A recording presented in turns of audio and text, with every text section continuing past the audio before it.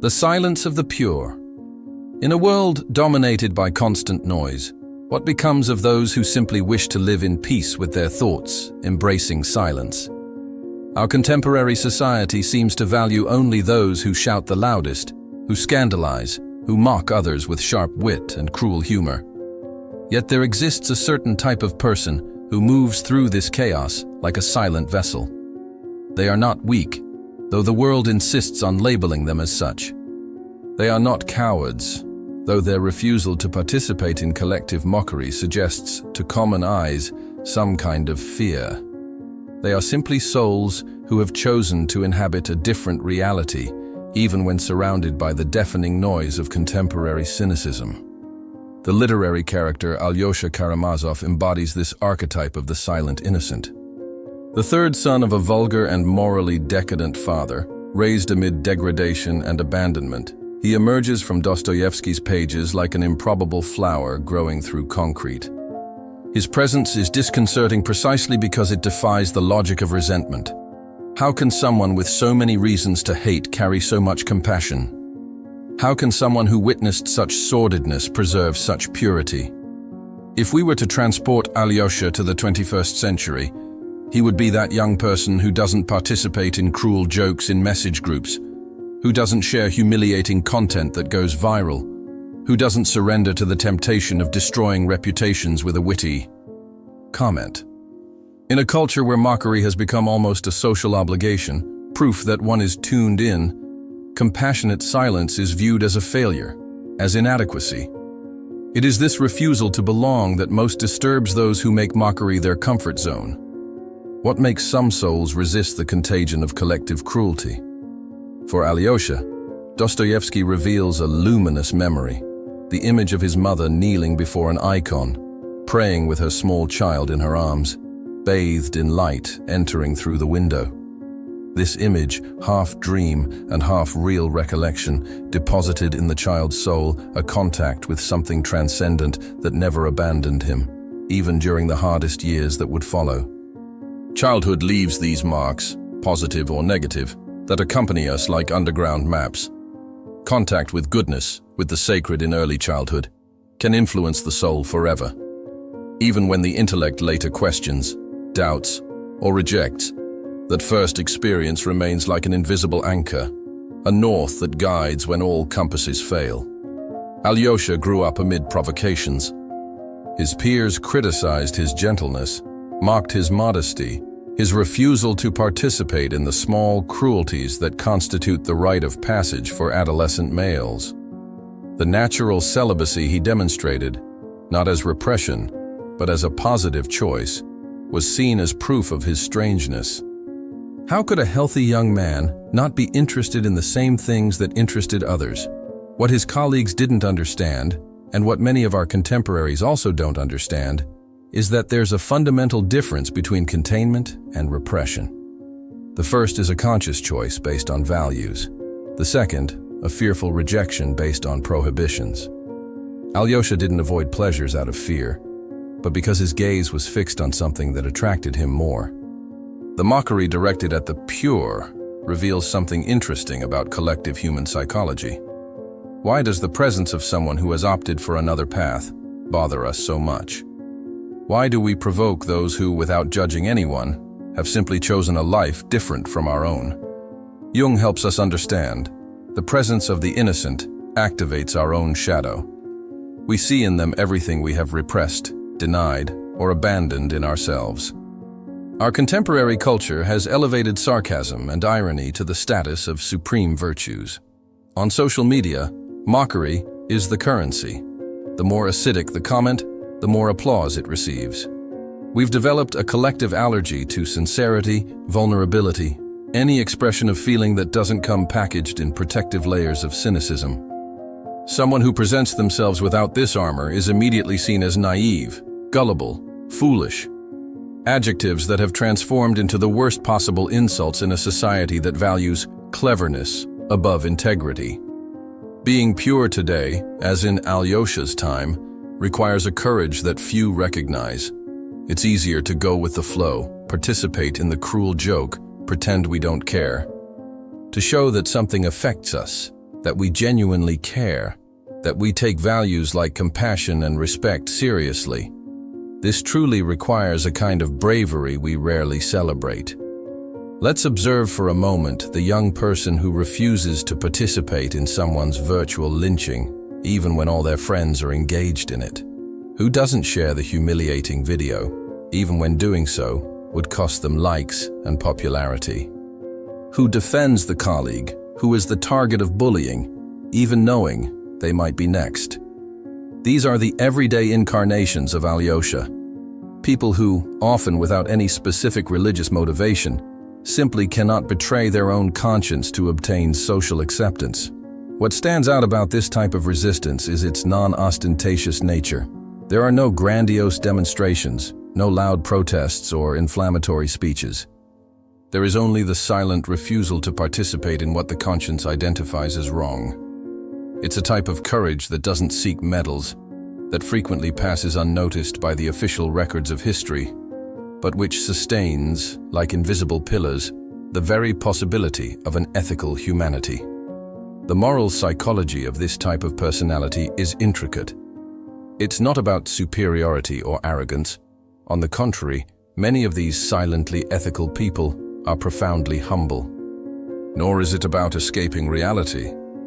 Alyosha clearly saw human defects, but his gaze was capable of seeing beyond them, not out of naivety, but through a kind of intuitive wisdom that understands that human beings are more than their flaws. If we look at humanity's great movements of ethical transformation, we'll see that many began not with noisy revolutions, but with silent refusals. People who simply said no to normalized cruelty, no to exploitation accepted as inevitable, no to dehumanization treated as natural. This no rarely begins as a manifesto. It's just an individual who, like Alyosha, cannot act against their own conscience, even when everyone around them seems to do so without hesitation. The silence of the pure is not passivity. It's a different type of action, a distinct form of resistance. It's the affirmation, through one's own life, that another way of being is possible. In a world that treats mockery as intelligence and cruelty as entertainment, this affirmation is revolutionary, even if whispered. And so, in the midst of the noisy chaos of our time, these silent navigators exist. Young people, adults, and elders who, like Alyosha, move through scandals and mockeries without losing their own internal compass. Not because they are perfect or incapable of error, but because at some moment, perhaps like that child in his mother's arms in prayer, they glimpsed something they now cannot dishonor.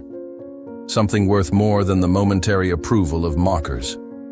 Between cynicism and light. When Alyosha Karamazov returns to his father's house after years of absence, what unfolds is more than a simple family reunion. It's a collision of worlds. On one side, the young man who grew up protected by contemplative silence. On the other, the degraded universe symbolized by his father, Fyodor Pavlovich, the old Karamazov. Fyodor embodies what we might call the archetype of the grotesque father, a figure who should represent moral authority and protection, but who has transformed into the very caricature of degradation. He's not just a man of vices, he's a man who has transformed his vices into identity, who has made his own fall a spectacle of which he is proud. His face, described by Dostoevsky with the precision of an entomologist, is the physical manifestation of a soul deformed by unbridled passions and the cynicism that accompanies them. If we were to update this figure for our time, Fyodor Pavlovich would be that man who has lost any genuine contact with his own soul, who has transformed cynicism into a life philosophy, who ridicules any manifestation of sensitivity or depth as softness or naivety. He would be the social media commentator who boasts about not mincing words, the inconvenient uncle who transforms Sunday lunch into a stage for degrading jokes, the influencer who builds a career on the systematic mockery of everything others consider sacred. What makes the encounter between Alyosha and his father so revealing is precisely the nature of the silent confrontation established between them. There is no direct confrontation. The young man doesn't accuse, doesn't condemn. doesn't place himself in a position of moral superiority. His quiet presence, however, functions as a kind of mirror in which the old libertine inadvertently sees himself, and what he sees deeply disturbs him. Fyodor Pavlovich begins to provoke his son. He mocks, makes crude jokes about religion, tries by all means to drag Alyosha to his own level of degradation. There's something almost desperate in the way he tries to destroy the purity he perceives in his son, as if that serene presence were a silent accusation he cannot bear. True strength lies not in reacting with violence to the world's violence, but in remaining centered amid the storm. Alyosha demonstrates this intuitive understanding. He is neither seduced by his father's cynicism, nor repelled by it to the point of hating him. He maintains a compassionate distance that allows him to see beyond the grotesque mask, to see the wounded man behind the buffoon. What unfolds in that house is an archetypal battle fought in whispers.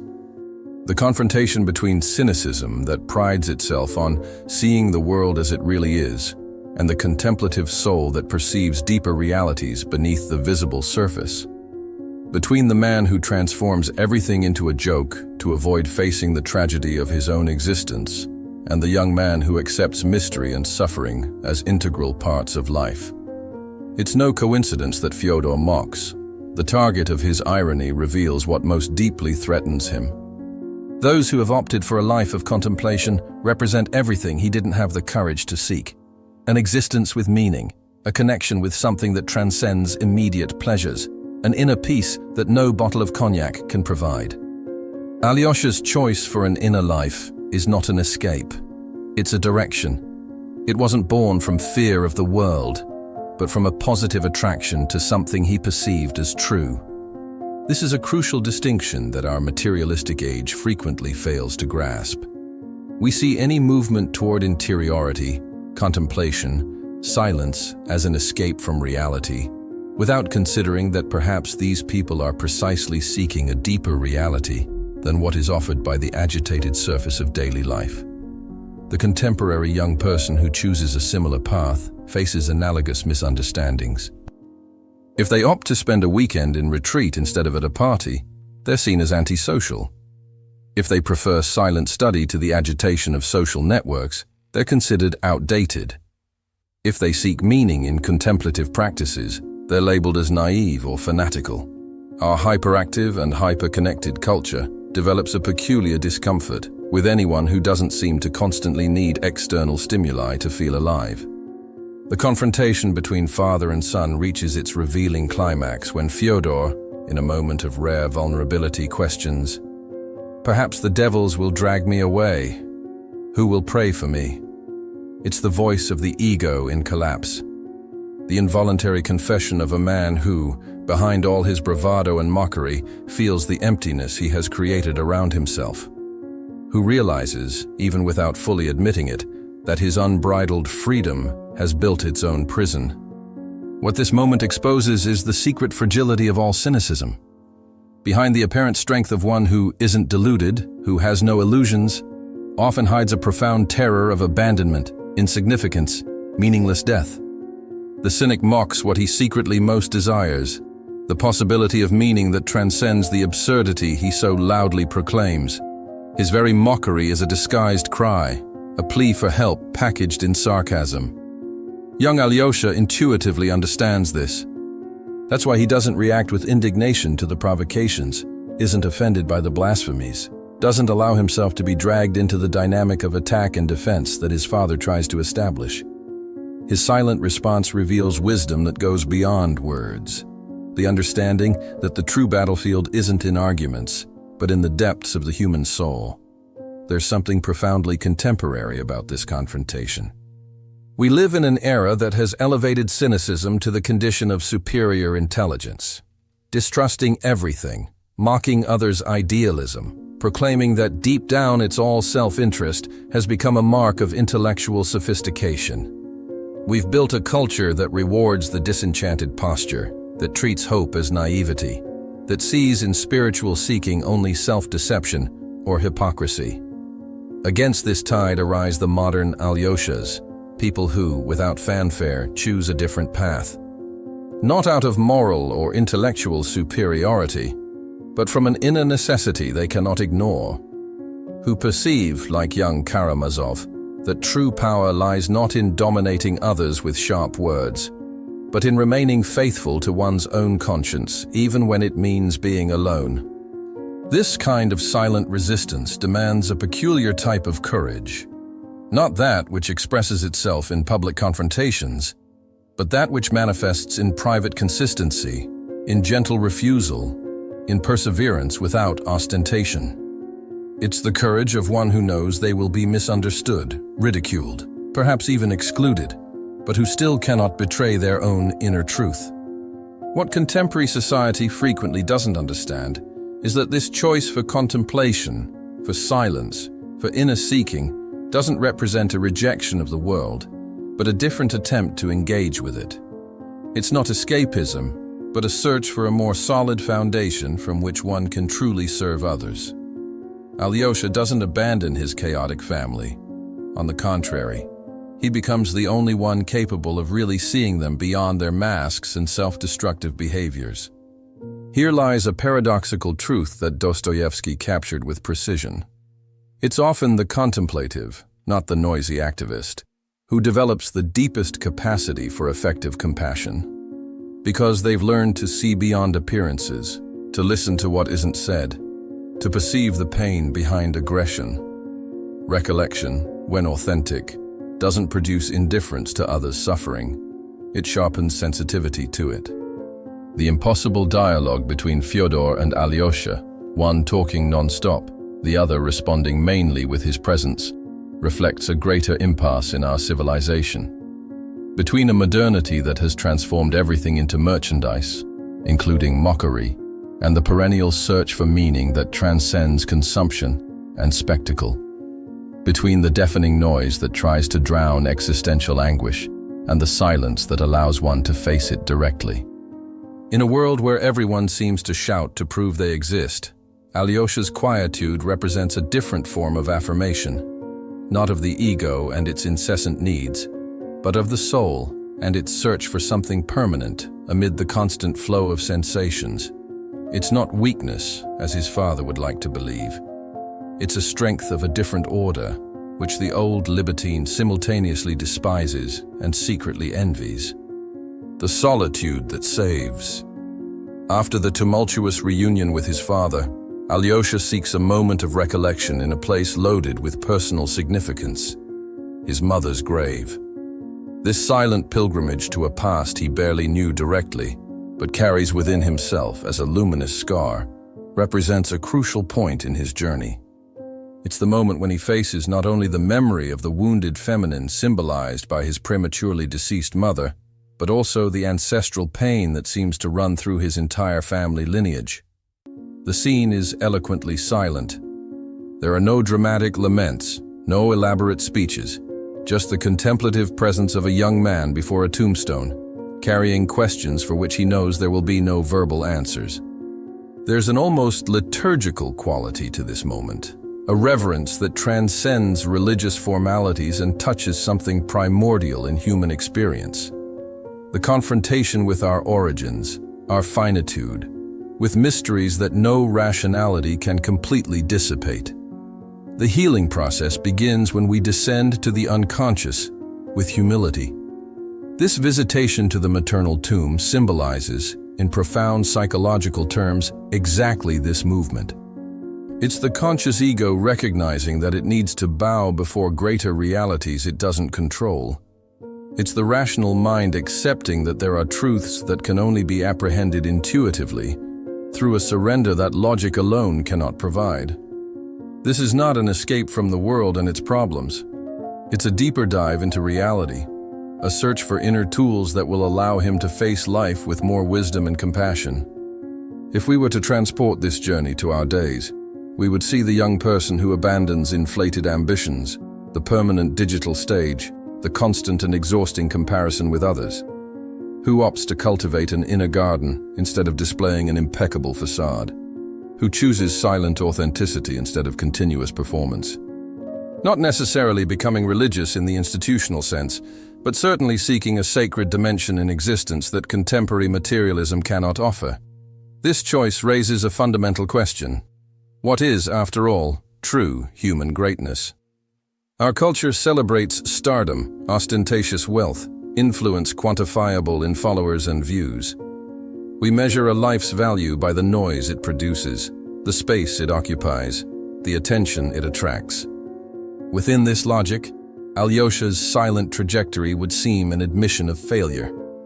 He opted for anonymity when he could have sought prominence. Individuation, this process of becoming who we truly are in all our singularity, doesn't consist of becoming extraordinary in the world's eyes, but in becoming authentic in one's own eyes. It's the movement of personality toward its own completeness, regardless of external applause or criticism. It's the courage to follow the inner calling even when it leads through lonely paths, misunderstood by collective consensus. Alyosha symbolizes this silent courage. There's a fundamental integrity in this decision that our culture of visible success rarely values, the willingness to be true to oneself, even when it means swimming against the current of social expectations. The world rejects the pure precisely because they don't fit into the logic of power. In a culture shaped by relationships of domination, manipulation, and incessant competition, the presence of someone who doesn't participate in this game is deeply disturbing. The pure isn't trying to defeat anyone, isn't accumulating power, isn't building an image to impress. They're simply being. And this radical simplicity is seen as a threat by a system that depends on everyone participating in the endless race for status and recognition. However, it's precisely in the silence of these contemplative spirits that the seed of a more human world resides. Not because they completely withdraw from society, but because they return to it with a different quality of presence. Alyosha, after his formative period as a novice, doesn't become an isolated hermit. On the contrary, he deeply engages with his community, especially with children, carrying with him the inner wisdom cultivated in contemplative silence. This solitude that initially seems like an escape reveals itself, after all, as the secret path to a deeper form of connection. One who has never learned to be truly alone, not in the sense of physical isolation, but of inner autonomy, will never be able to be truly present for another. Alyosha's capacity to really see people beyond their social masks, to listen to what isn't said, to offer a presence that neither judges nor demands, is born precisely from his familiarity with contemplative silence. In our era of superficial hyperconnectivity, this lesson is particularly relevant. We spend hours connected through screens, exchanging information in ever-increasing volume, without necessarily developing the capacity for true human encounter. Inner solitude, that which puts us face to face with our deepest truths, becomes increasingly rare, and consequently, so does the authenticity that can only be born from this honest confrontation with oneself. The path chosen by Alyosha, and by contemplatives of all ages, seems at first glance a renunciation of the world. A deeper analysis reveals the opposite. It's a different form of engagement based not on the logic of conquest, but on the ethics of service. Not on the search for visibility, but on the offering of authentic presence. Not on the accumulation of personal power, but on cultivating the capacity to love without demanding return.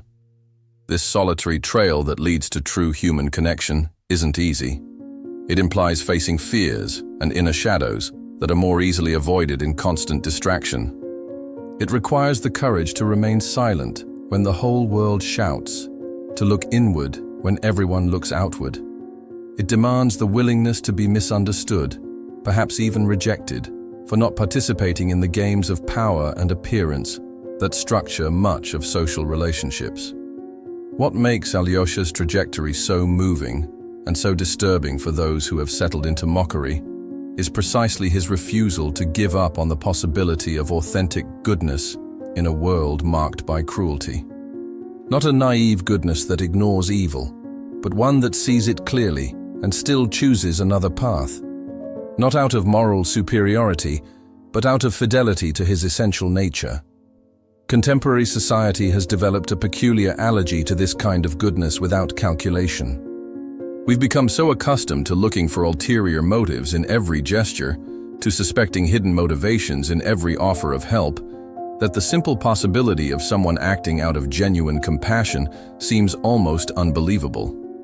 The modern cynic prefers to believe that everyone has a price, rather than accept that there are people who simply aren't for sale, not out of exceptional virtue, but from connection with an inner core that no external pressure can corrupt. This essential solitude that Alyosha embraces, the willingness to follow his inner truth, even when it means being alone, is precisely what allows him, paradoxically, to establish human connections of rare depth. Because he doesn't need others to fill a void within him, he can really see them as they are, not as projections of his own needs. Because he doesn't depend on external approval to validate his choices, he can offer unconditional acceptance to others.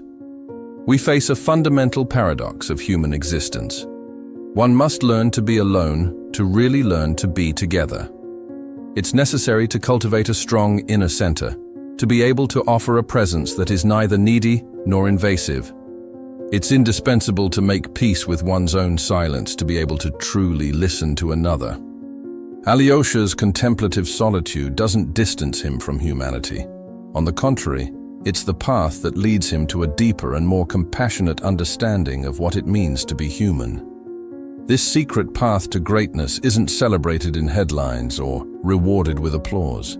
It's a form of heroism that remains largely invisible to systems of social recognition. Nevertheless, its fruits are real and lasting. Lives touched by a different quality of presence, people who felt truly seen for the first time, children, like those Alyosha works with, who discover possibilities of goodness that no one else had shown them. In the end, Alyosha's silent greatness isn't in extraordinary feats, but in the consistency of his authentic presence. He didn't seek to defeat anyone, impress anyone, dominate anyone. And precisely because of this, he conquered something that the noisy world of winners had lost long ago. The capacity to look into the eyes of another human being and really see them without calculation, without comparison, without projection. Just with that loving attention which is, perhaps, the rarest and most precious of human offerings. His silent steps traced a path that remains open for those with the courage to follow it. A path that promises neither fame nor wealth, but something infinitely more valuable. The possibility of living at peace with one's own conscience, even amid the deafening chaos of a world that seems to have forgotten the value of silence, contemplation, and goodness without spotlights. And for you, what is the value of silence in your life? What might you discover by embracing the kind of authentic solitude that leads not to isolation, but to deeper connection?